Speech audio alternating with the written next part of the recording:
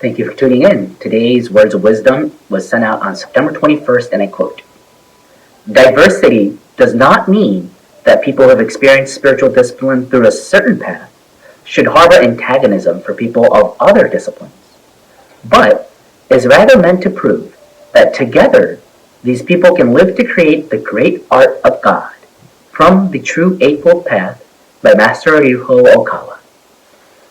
Thank you, Lord God. So what he means is God's light is shining even in Buddhism, Christianity, Islam, Judaism, Taoism, Confucianism, Greek mythology.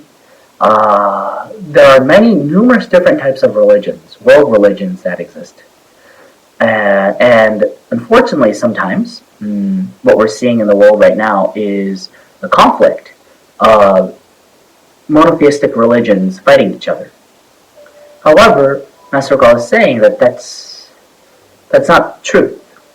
The real meaning of diversity, the true meaning of diversity, is that God actually guided all of these different religions in different eras and different areas with different prophets. So they may look like they have differences, but essentially it's talking about the same thing because it comes from the same origin, Elkantai. And what's phenomenal is that it's easy to think like that. However, the reality is, then why are two religions fighting each other? You see, that's when you start reading Master Okawa's spiritual messages, it starts making sense. There's a kyoten that I would love you to read, which is called Messages from Heaven. It's a compilation of spiritual messages for saints. Jesus, Moses, Muhammad, and Buddha. It's a spiritual message of these four religious leaders of four world religions. And you do see the differences in them, but also the similarities. And besides that book, there are other spiritual messages where Master has taken of these types of beings.